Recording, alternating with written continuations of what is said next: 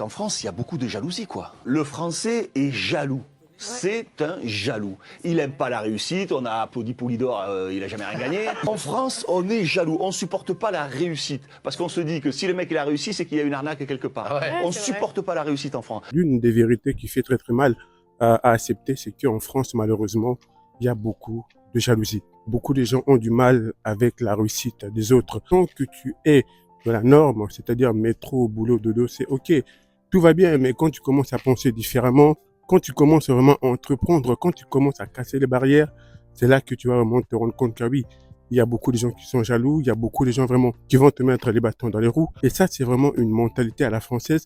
Et notamment, la plupart des pays aussi qui ont été colonisés par la France ont cette mentalité de jalousie. C'est-à-dire, dès que quelqu'un va essayer d'entreprendre quelque chose, dès que quelqu'un va essayer vraiment de casser les barrières, d'apporter autre chose, ils vont vraiment tout faire pour le mettre les bâtons dans les roues. Vous savez, les gars, il y a plusieurs manières de reconnaître une personne qui a en tout cas un souci contre la réussite des autres. Moi, j'ai joué en Angleterre. J'ai joué en Italie, j'ai joué en Espagne et en France.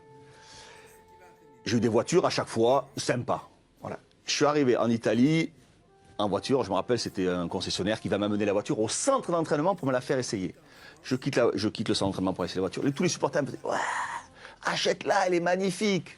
En Angleterre, tu passais avec une belle voiture, les gens les applaudissaient. En Espagne, je sortais du Barça, là, du tunnel et tout ça, les gens ils t'applaudissaient. Ils n'osaient même pas s'approcher des voitures. En France, tu viens avec la première voiture un peu sympa, tu ratais un match, tu te faisais fracasser. J'ai reçu des cailloux, des insultes, tout ce que tu veux. Tout ce que tu veux. De reconnaître une personne qui est jaloux de vous, c'est-à-dire, c'est une personne, il sait très bien que tu es en train d'entreprendre quelque chose. C'est une personne, il voit bien que non, toi, tu es quelqu'un de différent, tu as une lumière autour de toi. Ils ne vont jamais te soutenir, ils ne vont jamais être présents dans ce que tu vas entreprendre. Franchement, c'est comme ça que tu reconnais une personne qui est jaloux. Apprenez à vous taire, les amis. Dans le monde dans lequel nous vivons, il faut apprendre à se taire. Par nécessité de sauver, protéger sa propre vie. Tu n'es pas obligé de tout dire. Tu n'es pas obligé de tout montrer. La vie nous a appris, nous montre au quotidien que il y a des gens qui peuvent sourire avec toi. Il y a des gens qui peuvent te souhaiter des choses. Mais quand ces mêmes choses commencent à t'arriver, ils sont les premiers. Et tu sais comment tu vas les remarquer? Souvent, ils brillent par leur silence devant des exploits. Attention à cette catégorie de personnes qui t'ont souhaité des choses. Mais quand ces choses commencent à arriver, ils deviennent silencieux, ils deviennent absents. C'est très bizarre. Et surtout, même quand tu as des bonnes nouvelles, ce n'est pas tout le monde qu'on appelle, ce n'est pas tout le monde qu'on dit. Filtrez les choses que vous devez dire aux gens. Il y a des choses qui ne resteront que entre toi et Dieu. Parce qu'en voulant partager ta joie, tu es en train de te créer des problèmes comme ça.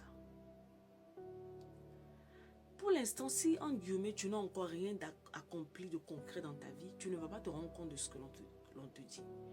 Mais commence à te lever, à poser un certain nombre de pas dans ta vie, à faire un certain nombre de choses, à accomplir un certain nombre d'exploits dans ta vie. C'est là où tu vas te rendre compte de ce qu'on te dit. Que par moment, tu vas devoir te retrouver seul ou avec très peu de personnes autour de toi. Tu vas devoir apprendre à fermer ta bouche, à sélectionner les choses que tu dois partager ou non. Parce que oui, on peut te souhaiter des choses. Mais quand ces choses commencent à t'arriver, le cœur de la personne, le cœur des personnes ne sont pas prêts à supporter cela. Et ça peut commencer à te créer d'énormes problèmes. Ma première société, je me rappelle, c'était en 2019. C'était à l'époque de Covid-19. Je faisais du dropshipping. J'ai acheté des produits que je revendais sur eBay. Bref, voilà, le dropshipping, pour ceux qui ne savent pas, j'ai pas mal de vidéos à ces sujets. Et j'étais auto-entrepreneur. Auto-entrepreneur. À un moment donné, j'ai atteint le montant maximum de l'auto-entrepreneur. Du coup, il fallait que je crée ma société. Je suis parti voir l'un des experts comptables, en tout cas l'une des cabinets comptables les plus connus ici, notamment en France. Voilà, par ignorance, hein, voilà. Je ne connaissais pas notamment comment ça marchait le business en société. Et quand je suis parti voir ce cabinet, qu'est-ce qu'ils ont fait, mon ami, avant même que je puisse démarrer mon business, avant même que je crée la société, ils m'ont fait payer presque 3K. J'ai sorti 3K de la société. Je n'ai pas compris pourquoi ils m'ont fait sortir autant d'argent. Ils m'ont dit, voilà, pour créer ta société, il faut 1500 euros. Voilà ce que je peux comprendre. Mais en tout cas, ils m'ont fait payer la TVA, plus de 1500 euros de TVA, alors que je n'ai même pas généré de l'argent. Par la suite, ils me disaient que oui, c'est parce qu'avant, quand tu étais auto-entrepreneur, tu n'as pas déclaré certains montants. Bref, ils s'étaient trompés. Je les avais dit qu'ils s'étaient trompés, ils ne m'ont pas cru.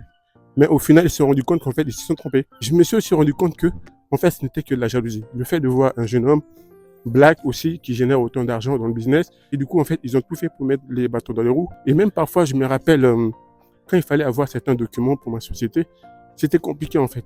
Tu sentais qu'ils mettaient l'opposition alors que c'était mon business. Et moi, malheureusement, au fait, je n'ai pas été préparée à ça. On ne m'avait pas expliqué, on ne m'a pas dit.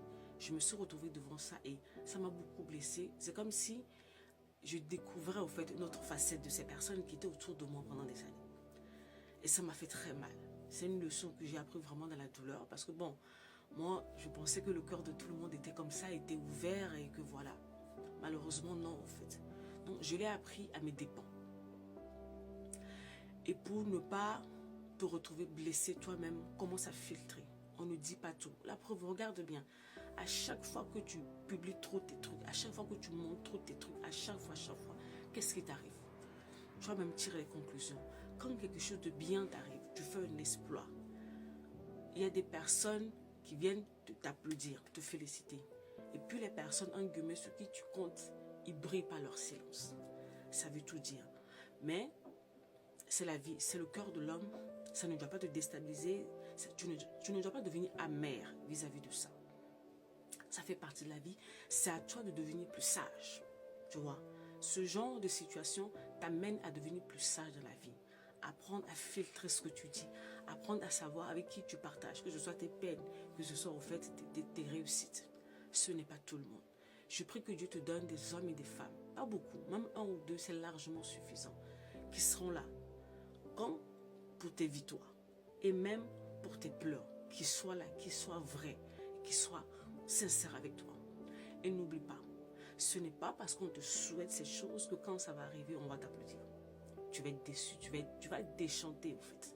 Donc prépare ton cœur, garde ton cœur, protège ton cœur. Beaucoup de jalousie, malheureusement, c'est la réalité de la vie. Dites-moi vous en commentaire, qu'est-ce que vous pensez? Est-ce que c'est une réalité? Est-ce que vous pensez qu'en France, la plupart des gens sont jaloux? Et notamment aussi les pays qui sont francophones. Je parle notamment en Afrique, beaucoup en RDC. Tous ces pays francophones, ils ont cette mentalité de jalousie, cette mentalité de crabe. C'est-à-dire, dès qu'il y a un qui veut monter un business, qui veut s'en sortir, il faut vraiment tout faire pour le tirer vers le bas. Bref, les gars, dites-moi en commentaire, qu'est-ce que vous pensez de ça? Est-ce que c'est une réalité? Est-ce qu'en France, les gens ont du mal contre la réussite des autres? Merci d'avoir suivi cette vidéo. Et moi, les gars, je vous dis à la prochaine vidéo. Ciao, ciao.